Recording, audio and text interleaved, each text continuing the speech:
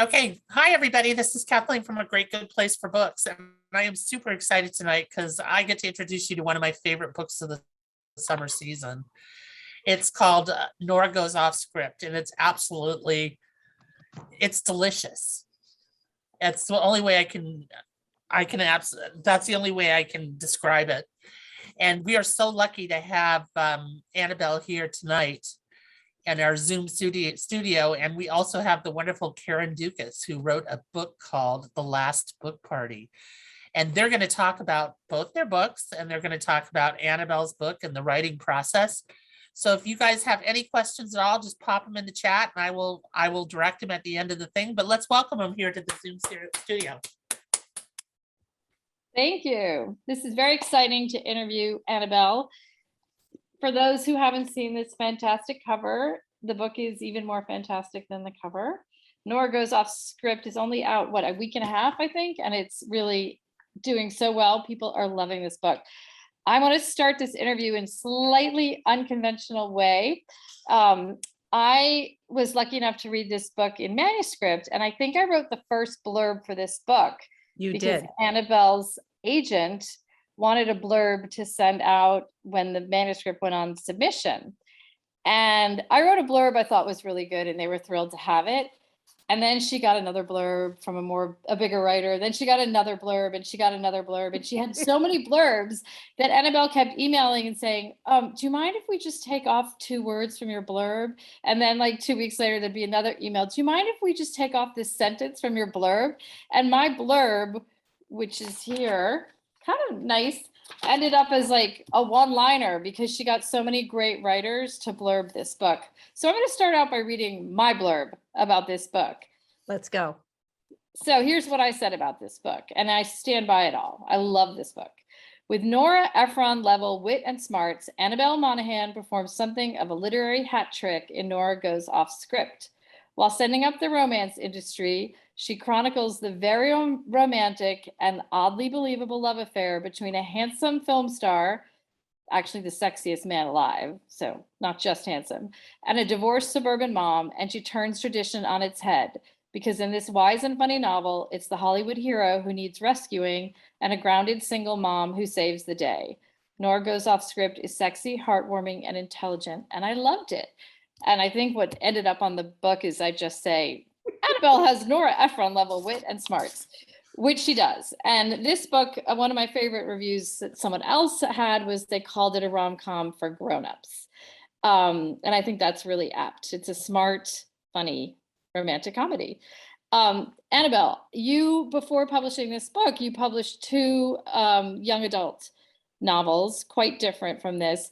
Had you been thinking of writing an adult novel? How did you make the switch? I didn't make a switch. I just moved along the river of moving. I wrote those young adult novels like 12, 13 years ago. And at that time, I was comfortable writing about teenagers. Like the level of opening myself up was, I will reveal to you what I was like when I was 17. And, honestly, like, who cares what people think about what I think about my life at 17?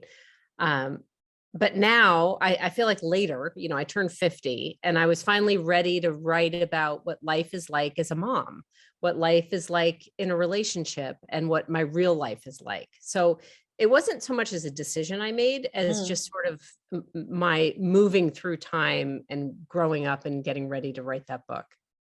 When you were thinking about writing this book, before you had the idea for this book, were you casting around for ideas? Did the idea come to you? What was the very, very beginning, like the very first germ of this idea? So I had been working on a really boring and bad book for like 3 years. And I'm sure I talked to you about it, Karen. I'm sure I like bent your ear about my boring book that no one likes and I don't even like. And that book is dead. We've buried that book. And I kind of put that aside. And in 2019, I was laid up in bed for a little while and I started watching the Hallmark Channel. And I would watch these 2-hour movies and just kind of dwell in these small towns with these, they're independently owned hardware stores and bakeries and all these shiny people. I got so sucked in. And when one was over, I'd watch another one. And then I'd watch another one. And by the time I'd watched 4 in a row, I was like, wait, haven't I already seen this one before? But like last time she had a cupcake store outside of Chicago, not a ballet studio outside of Akron. Like it was all the same movies, but just with slightly different pieces moved around. And I started really getting fascinated by that. Like, what is this fantasy that they're selling us? And why am I so sucked into it? And I started really wondering about who writes these movies, like who is targeting American women and selling them this idea that you can I don't know, you can have like this your wildest, most your what's the word, your hobby. You can have your hobby turn into like your lucrative career. Oh, right. It was so fascinating to me. Like this dream that you can have this life that is like everything you dreamed about when you were 6 years old. And so I started to think about who writes these movies. Like, is it a super romantic person, or is it a corporation sitting around and just reverse engineering the same movie over and over again? And I just started to think about who writes them. And that's where Nora Hamilton came from. And so you started this story during the pandemic. Yep. When you started writing Nora, did you have an idea that Nora would not only be the writer of Hallmark movies, but that she would have a script, a movie made of her, one serious script that she did about the demise of her marriage, and that the sexiest man alive would play her husband, and it would be filmed in her house? Did that all come very quickly, or did you just start writing Nora and see where it went? Well, I wanted there to be this romance channel screenwriter, and I wanted the sexiest man alive to live in her house, because frankly, who wouldn't, right? So that was the setup for the story. But like, why is he there? Like, how did he get to her house? And the only way I could get him to her house was that she wrote a movie and he starred in it and he was in her house. So that brought me to where she wrote a more serious movie about her divorce. And then he comes and plays her husband in the movie. One of the things that I love so much about this story is it's not the romance of, the ordinary woman falls in love with a Hollywood hero who sweeps her away. He kind of gets swept up into her life. And I think that's where so much of the humor is, that it's not this sort of Cinderella story where, the wife, that the mother leaves her drudgery of suburbia and gets to go into some glittery Hollywood life, but that we see a movie star craving and fascinated with this very daily life of like meatloaf on Tuesdays and going to the supermarket where he's never been. And those parts were just so much fun. I mean, was that just sort of pure fantasy, imagining like, what your friends would say if you were recently divorced and, shopping at the local supermarket with the sexiest man alive? It is pure fantasy, but I want to believe it. I want to believe that there's something about my life, which is frankly, like I do the laundry, like that's welcome to my life. But there's something about my life that's really beautiful. And people who are living like the Kardashians, I think they would love my life for a minute. There's something really like, if they met my dog, they would be like, that's so awesome. But the other thing that inspired this book is in 2017, I live in a small town outside of New York City. Like I'm about 40 minutes outside of New York City. And in 2017, Justin Timberlake came and lived in my town for 1 month. I did not know that. Karen, it was bananas. It was like, that thing on Stars magazine, celebrities, they're just like us. Right. They walk their dogs. They pick exactly. up food. And people are sending me photos of Justin Timberlake at the Whole Foods selecting spaghetti sauce.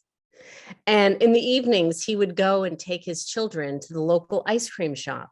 And the next thing I knew, all the women in my town are showing up to pick up their dry cleaning with blown out hair, right, makeup, and like real pants, not yoga pants. And I'm thinking, this is so hilarious. Like there's some fantasy at work here where we might, I don't, Karen, you can admit to this if you want to, but it may be a thing that we all believe that there's an A-list celebrity out there that if they really got to know us, they'd be totally into us. Yeah, I mean, I know this fantasy. It started when I was 7 and it was Bobby Sherman. So, there you go. There But you go. I mean, that's, I think what's so, I don't like this word, but I'm going to use it anyway. It's so relatable about this novel is that Nora's not unhappy. She is very settled in her life. She's so used to being alone and being independent that I don't think she thinks of it as unhappy. And she doesn't really realize until Leo comes along and that she's been missing love in her life. But she's not looking for escape from her life. She's looking for that one extra piece in it. I've heard you say you started out to write a romance and you ended up writing about motherhood. But I think you really wrote about family, and you also really wrote about the importance of having a father. There are these two adorable kids that are charming and funny and very real, Bernadette and Arthur. And, a big part, I don't want to get too much into the plot, but a big part of Leo's involvement in the family begins with him helping Arthur in his school play. And Arthur the son becomes very important in the plot throughout and in bringing these two people together, not quite in a Parent Trap kind of way, but a little bit. And I think that there's, it's so much also about this movie star finding a family and this child finding the father that he didn't have because the father left. Are these things you thought about or just evolved in the writing of the story? I think that I thought about them more when I was done. I think that a lot of, and you tell me if you agree with this, but I think a lot in fiction comes out of your subconscious. And when I finished writing the story, I thought, oh, did I just write a novel about my childhood? Like, I didn't mean to. But I was at the time, I was thinking, I wrote this during the lockdown days of quarantine, like the initial days. And I had all of my children in my house and we had a lot of feelings. It wasn't like you could leave the house and, take your feelings to the basketball court. Everybody kept their feelings in the house. And it was sort of a parenting deep dive. And I started thinking a lot about how children process grief and loss.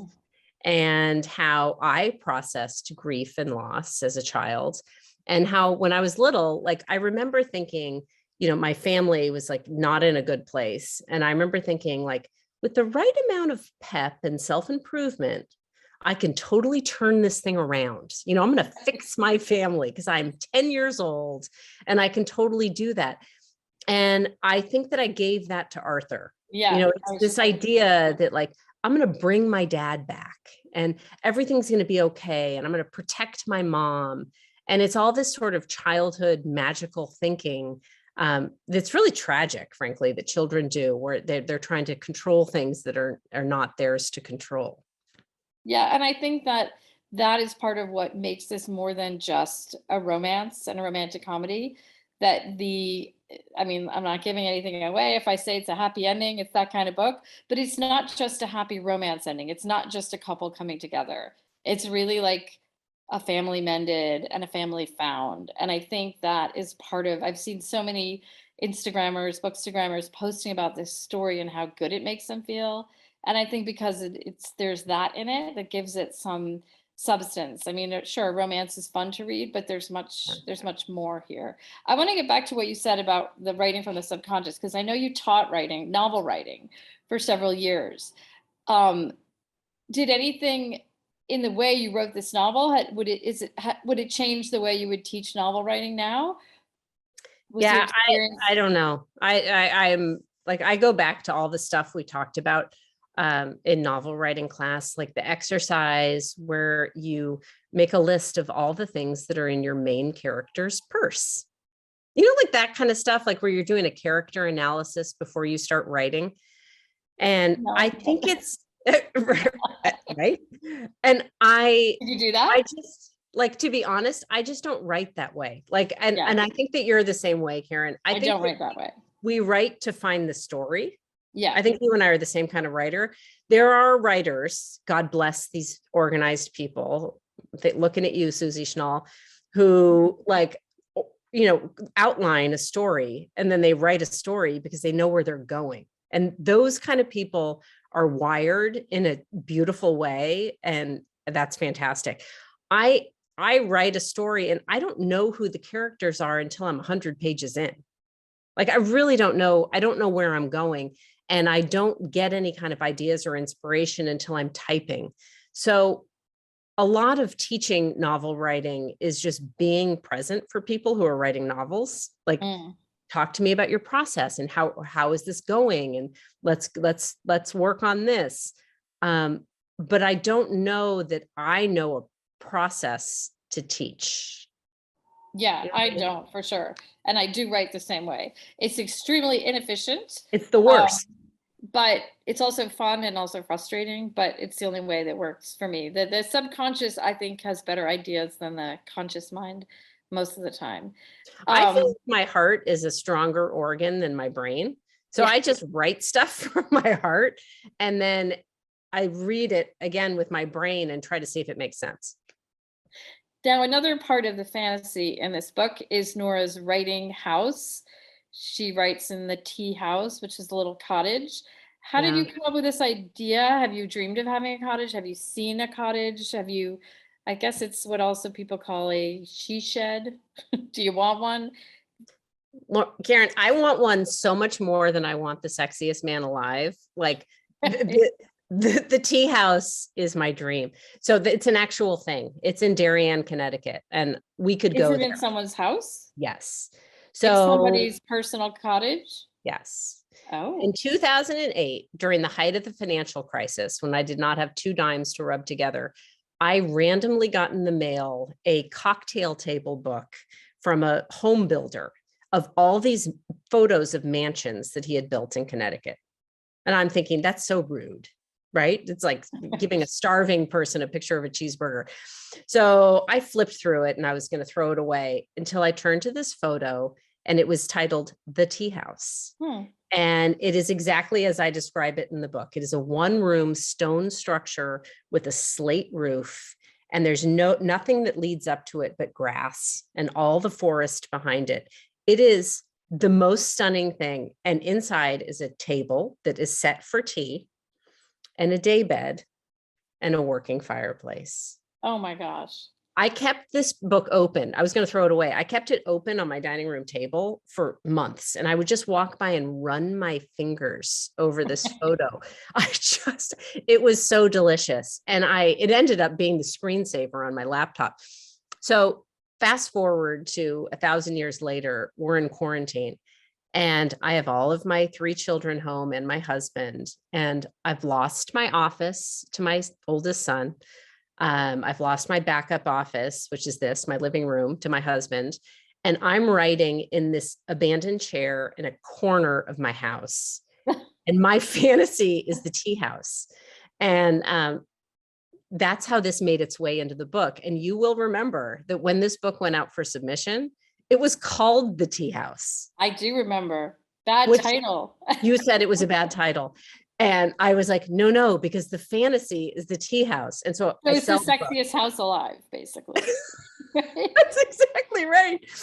And it took, till after the book was sold that I realized that this book is a love story between people, not a romance between a woman and her she shed. Like, it has nothing to do with the story. Like, God, I love that tea house.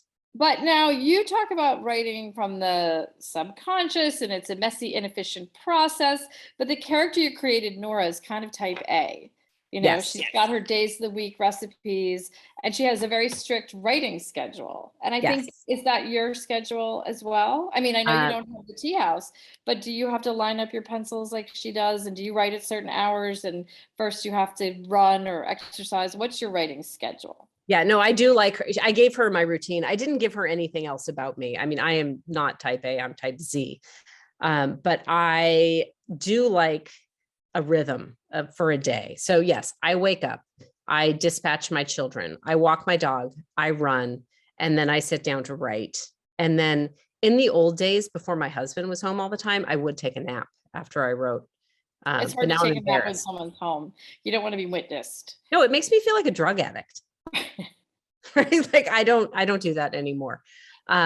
But no, I felt like for Nora managing, she is in charge of her whole family. She's the one person who's going to, pay the bills and get everything done and get the children where they need to go. And her coping mechanism is having everything on autopilot. Her routine. She has a morning sweater. That's the sweater she wears in the morning. All of that is how she survives and keeps it together for her family. And did you picture a town when you wrote this? Were you picturing, was it a mythical Hallmark town, or did you have a place in mind? No, I didn't have a place in mind. It's an imaginary town. I'm closer to the city than this town. So this town would be maybe 30 minutes north of where I am, so that the people who live there wouldn't be commuting into the city. It would be sort of a separate town. Right. I can see this town, but no, I've never been to this town. So this story you wrote, it didn't take very long, but you didn't have the weight of any expectation on it. Tell me about the second novel, which I believe you've turned out very quickly. And what was that experience like? Was it similar to writing Nora, or was it different? No, because about it. I'll tell you what I can. It's another love story, and it's a summer book. It takes place on Long Island, and it is younger people. It's not, it's not a single mother, but it is back and forth in time. And I'm not entirely sure that I'm smart enough to write a book that's back and forth in time. So it's just been a little bit more challenging for me to tell two stories. So it's at once, it's the story about what's happening now and the story about what's happening then. And that's a lot to keep in your head. I recommend to anyone who is contemplating writing a novel, write a novel that just starts on a Monday and ends on a Sunday. My novel starts in June and it ends in the end of August, and it's straightforward. The first novel, second one, more complicated. Definitely. Yeah. Why do we do that? Why wouldn't we just do the thing where it starts in, September and ends in December? Yeah. Yeah. But this book is, can you tell us what it's called and when you're? I think I cannot. I think I can't do that. Okay. Because the government will come in and send someone to assassinate me. I mean, who cares? But for some reason, So you talked about watching the Hallmark Channel. What kind of books do you like to read? I mean, is Nora that Goes Off Script the type of book that you love to read? Are you a reader of romance novels?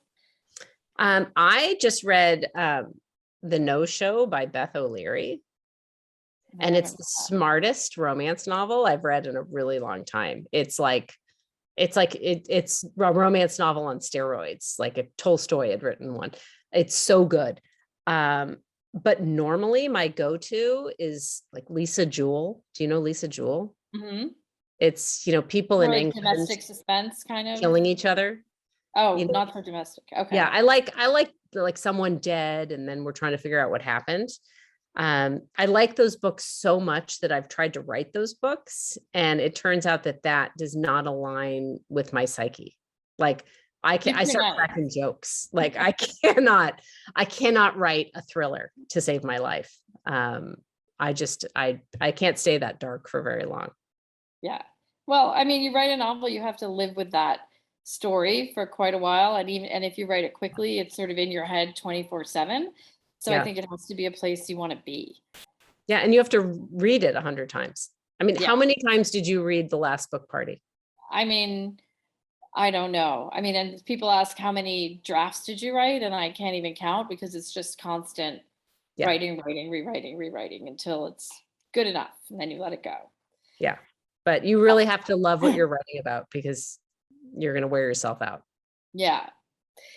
Now you've had a lot of different publishing experiences. So you had the YA books many years ago, and then you also self-published a collection of columns with the best title, Does This Volvo Make My Butt Look Big? And then you had the big adult trade publisher. Can you tell us how this experience was different from the other ones, and a little bit about just the process of finding a new agent and selling this book. This has been totally different. I had a really nice experience publishing my YA books. They were with Houghton Mifflin Harcourt, and now they're owned by HarperCollins. So like I can walk around saying they were published by HarperCollins. I don't know how that works. But that was wonderful. I loved my editor. And then the books came out, and then the books were out, and that was the end of the story. Like there was not a book tour. There was not a whole hoopla of things. It was just the book was out, and I did a thing at my library, and it was over.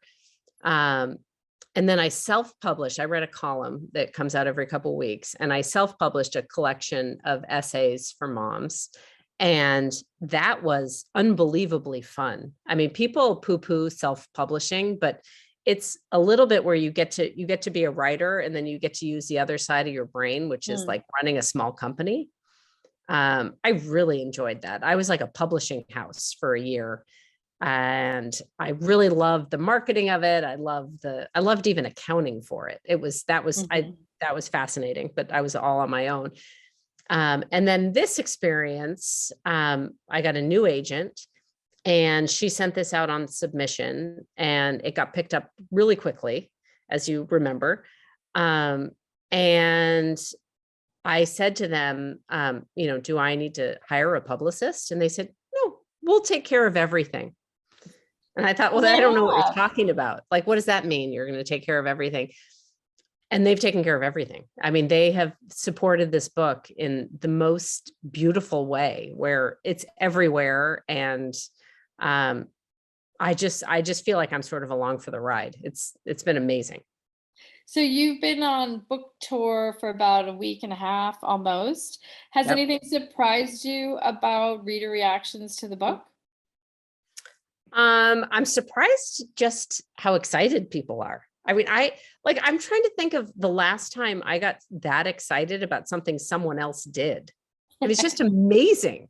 I mean, I was at this thing in North Carolina this week where they had an event where they had cocktails, that different tequila cocktails named for different characters in my book.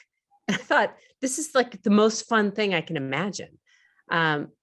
That's really surprised me. I'm also surprised by how people show up.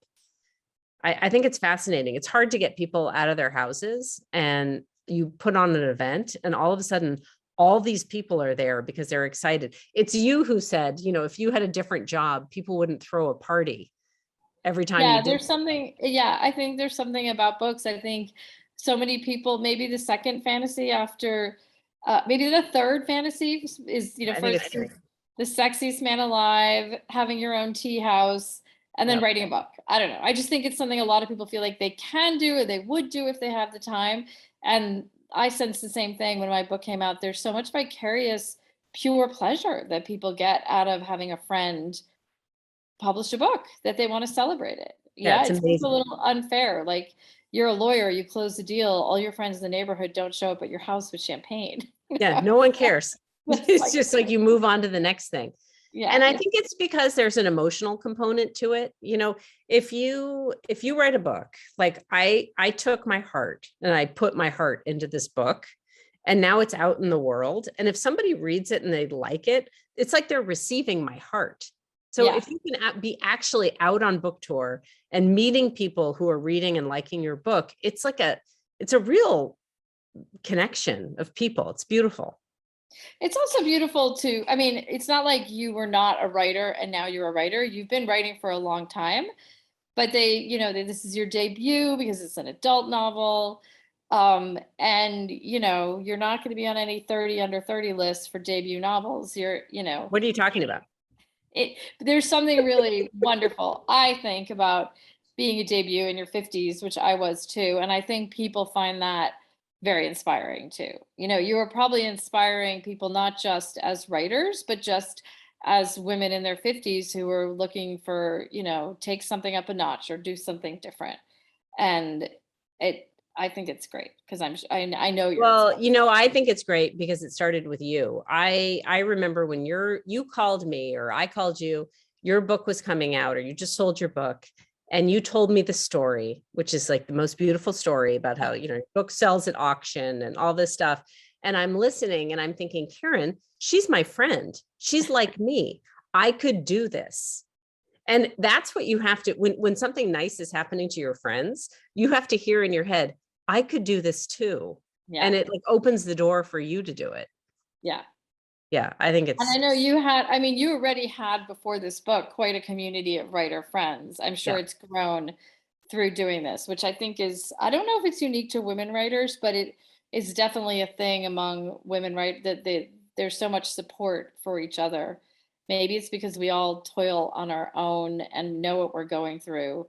Yeah. And there's a lot of supporting each other and getting the word out on books, which I think is great.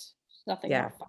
I didn't really understand that when I was starting out. I thought, why are people trying to hook me up with other writers? Because this isn't really a networking job. Like you got to write something. It's not like you know somebody and it works out. But now I understand it's all about just like that water cooler feeling where we're all just kind of talking about things. Yeah. And you learn you're not crazy in that you are writing and you don't know what the plot is, or you don't know how it's going to end. That you learn that that's okay. Yeah. Other people have done it and survived. Yeah. I don't know if we have any questions. I think we're supposed to take questions at half an hour in, which is what we are. But if there are no, hi Kathleen. Or maybe Kathleen has a question. Well, I mean, I guess I have a question for both of you ladies. I have not had the good fortune to read your book yet, Karen. So it's definitely moved its way up the pile. Good. You're gonna love it. But how did the experience of publishing a novel, was it what you thought in your head it would be? Do you want to go first, Annabelle? Yeah, I will say it's a very funny, this is going to be a random answer, but it's a very funny thing to have a dream that you've had your entire life. Like I'm talking about like since I was 6 years old, and have it come to fruition in exactly the way you imagined, right? And then it happens and there's like a suspension of disbelief. And I think that the thing that the mind does, like you have a moment where you just like take in the joy and then you think, oh God, they're going to hate my next book. There's a fear that sets in. My fears I started with the fears much earlier than that. Because I mean, Annabelle and I were both very lucky to have, her book was sold on a preempt, mine was sold at auction, beyond my wildest dreams. I mean, I'm writing this little book that I think no one, maybe no one will read it. I don't know. I just have to do it. And I had wanted to do it forever. And I needed to get it done. But I was so blown away by the fact that it actually sold and that the publisher was excited about it, that I was sure I was going to get hit by a bus before my pub day. It's just this kind of neurotic, nobody gets to be so lucky feeling. Yeah. So I was very excited waiting for the book to come out and very nervous that, so when I actually got to see that day and enjoy it, it was wonderful. And even though there were years of frustration of feeling like, I'm not a 30 under 30, I'm not a 40 under 40. And I wasn't even writing that much. I was stopping and starting all the time. Yeah. Publishing in your 50s is really fun. It gives you this different outlook on life that like things can keep happening, that you're not on the downhill. Yeah. And it's exciting, and there may be many younger writers who are looking at you and thinking like, she's really old. I don't want to publish a book that old, but you don't feel old. I don't know. It kind of made me feel young, to have doing anything as a debut, you feel young. How often do you get to be a debut in your 50s? It's a good feeling. And, the other thing is that people keep asking, what's the next thing? People were very forward moving people. So every time I meet someone, they say, so has Reese Witherspoon picked you as her book pick? And then I have to say, no, she didn't pick me as her book pick. And, is it being made into a movie? And I just have to say, no, not yet. Right. But for me, like that, the first feeling when my agent called me and told me that my editor liked my book and wanted to talk to me on the phone, like that moment, that was the win. Like, Yeah. I'm not chasing the win. Like, I won then. And so now anyone else that likes my book, that is just amazing. But just the initial moment when I knew this thing was happening, that was like the whole thing for me. Yeah. We have a question for you, Annabelle, from Valerie. How come you decided not to describe what Nora and Leo look like? Oh, good question. Valerie, that's a great question. I don't make a lot of decisions. Stuff just happens. So Nora, I think she's got hair that needs to that frizzes in the humidity. I think that was the thing that happened with her. I just wasn't that interested in what they looked like. And Leo is tall and has dark hair. And we know he has a great body because you describe him wearing the t-shirt. Right. I mean, why wouldn't he? I'm making this up. He can please me any way he needs to. But I think it's fun to read a book and bring your own idea as to what people look like. Especially with the sexiest man alive. I mean, when everyone contacts me and says, "Oh, is he George Clooney?" And I'm like, "George Clooney? No, he's not George Clooney. He's younger." Right. It's whatever your fantasy is, you put that on Leo. And for me, he wasn't anybody in particular, although I could see him if he walked into the room right now. I know exactly what he looks like in my mind. But no, I just I thought it might be fun to just bring your own ideas to what they look like. Well, you know what I really liked? I liked the way that Leo really paid attention to everything. Like everything she said was important. You know, that's another fantasy there, Kathleen. Right. Yeah, I know. He's very attentive. Yeah. Right. You love a man. No, but like a man who's like, really? What do you mean by that? Like a man who dials in and asks the follow-up question. Yeah. And then you do that. And then what? Right. Yeah. Well, yeah. I can honestly say that when your book, when they started getting the galleys and the bound manuscripts together, they really made sure it went into the hands of people they knew would sell the book. They're really good. Because I've known, I mean, I'm kind of on the short list of your editor and Sally Kim, that if there's a certain kind of book, they know they'll go, "Oh, it's a Kathleen book," and I get it in the mail.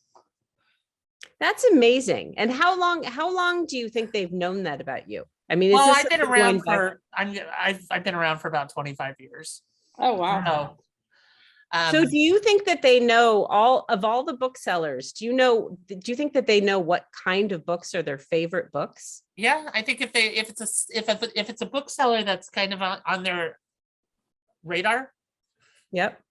Because I got a very early copy of The Guncle by Stephen Rowley and Jill Santapolo's books. I get those early all the time. I mean, I have a type of book that it comes out and I get it in the mail with usually a note from either Tara or Sally. Oh, that's so nice. I think Putnam, I'm really on they're kind of I always tease them that they're my publisher. Yeah. Because, everything they publish, I usually like. God. Well, there's nothing like being hand sold a book. Oh, I know. I mean, it's like I get excited when I see, something come in or my rep will say, "Oh, Sally thinks you'll like this." And then it shows up at my desk. Wow. I know that's kind of what happened with your book. I mean, I saw your book early and I knew I was going to like it. And I mentioned it to Wendy, and 2 days later, there was a copy on my desk.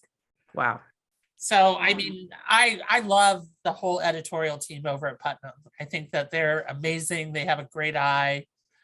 And that's, for those of you who don't know, Putnam is Annabelle's publisher. Yeah, they're like, I don't know. I call them the young geniuses. They're all young and they're all geniuses. It's amazing. We have another question from Liz Campbell. Are some of your characters derived or influenced by people you know? Other than Nora's writing routine, are you and any of your characters? I myself personally, and I didn't realize this till I finished the book, I am Arthur, her 10-year-old son in the book. His perspective on his family, his life experience, it's almost embarrassing how closely it mirrors my own childhood. And I didn't really realize that until I had finished the book. So that is me. And my mother, I'm not a single mother, but my mother was a single mother. And she was not in any way like Nora, like probably the polar opposite from Nora. But her perspective on being a single mother sort of informed that character. Just that way of always sort of scrambling and always sort of having to open your mind to know that you were in control of the whole situation. Everything that's going to happen is going to be down to you. Her way of functioning was sort of like my mother. I think one of the things I loved about the book too is it's so obvious that you are a mother of kids. There were just like little things that were so spot on, like the way, and it was more than once when the kids come running out of school, they run up to their mothers, they dump their backpacks at their feet, and they go running off. I mean, Right. that is just so perfect. This is anyone who's picked up their kids at school. It is just such a mother thing where, they're not like, "Mommy, I'm so happy to see you." It's just like dump and run. No, it's like they're desperate to see you for 1 second. Yeah. And once because they've you made can take their contact, they're gone. backpack for that. Right. Yeah, But there are a exactly. lot of little things like that. They were so spot on. Thank And you. they're part of what made Nora so relatable, I think. I really liked the scene where they're at the Oscars and the two families are meeting. I like that scene too, Yeah, Kathleen. and they kind of know that this is going to end up differently than Nora and Leo think it will. I really love Leo's family. Yeah, I Yeah. think that they knew that Leo and Nora would finally come to their senses and figure out there was something there. Yeah. Well, it's also kind of like the family was waiting for Leo to like get his feet back on the ground. And he did that with Nora, It would be weird, I think, to have like a family like mine where we're all just regular people and have somebody become ultra famous. Like, I don't know how, and I thought about that a lot when I was writing this book. I don't know how that person comes back to their family, and just sits in the family room and puts her feet up on the coffee table and just hangs out when they're used to, flying in private jets. Like, I think that's a weird dynamic in families. Yeah, but I think that you really painted it. I mean, the one thing that I think Leo really craved was he craved the normalcy of Nora. Yeah. I mean, he didn't want a big life. He just knew that's what he did for a living. Yeah. Yeah. And it's a weird thing to, look around your Thanksgiving table and know everybody there's on your payroll. Right. Oh, yeah, that was a great line. Yeah. I just think. And then the way how he hated his apartment in New York. Yeah. Yeah. And the fact that everything was falling apart in Nora's house, but he kind of liked it because he made a comment about her fancy quartz countertops. Right. Right. Right. Like, he liked it. He liked it just the way it was. Yeah. Yeah. I mean, he made a comment about how she made changes and he didn't like the changes. Yeah. And I love the fact that when I don't know how many people have read it who are on the call, but I don't want to do too many spoilers, but I just love the way you wrapped it up. Thank you. Thank you. And I cannot wait for your next book. Thank you. I'm so excited. I got to finish my next book, but you know what? Next time you actually have to come to California. You need to come to the Oakland Hills in Montclair, and you need to come hang out at our bookstore. No, I'd really like to. I've never been to Oakland. It's a great town. Yeah, no, it's where everybody wants to live. And I would love to come there. I would love to finish my book, and then I would love to come there. Well, you are both welcome anytime. I need to tell you that I would be honored to have you in the bookstore. Well, I will come by because I have a child living in San Francisco now. So next time I go, I will come by. Come to Oakland. Oh, how great. Yeah, you can come see our little slice of heaven up there. Well, does anybody have any other questions? I want to thank you guys for coming. Oh, no, it just says, yeah, okay. Oh, no, I want to thank you because I mean, I don't know if you know it. It's also it's playoff night. And this is the Warriors they're our home team. I say go I know Steph that Curry. well. I'm in Cape Cod right now, and I have a friend here, and she is from Massachusetts. So the Celtics are her home team, and she is downstairs watching right now. So Yeah. or she was. I don't know. Is it still going? Yeah, it's still going. I'm taping it. I'm going to bed. Well, you guys, good night and thank you so much. And I want to thank everybody for popping on and hanging out with us and all the people who were on Facebook. And I'm sorry if I missed any of your questions. We have a couple people who have just popped on. That's so weird. But thank you so much. And Annabelle, I hope when I'm back east visiting, I'll meet you. Oh, I hope so too. Thank you, Kathleen. And don't forget to buy Nora Goes Off Script, and don't forget to buy Karen's book too, which we will have at the bookstore ASAP. Oh, I'm sure you're going to love it. It's a summer read too. It's not I'm a big fan of summer reads. So although I don't really think this is strictly a romance novel either. There's a little romance in your book, Karen. There is, but it's not. I read those 2 paragraphs. Yeah, exactly. There's some romance in it, but it's not. Yeah, I'll just leave it at that. But it is a summer read. It's a summer. Thank you, you guys. Thank you. It was a pleasure. Thank you, And I Kathleen. hope to Good see you night. soon.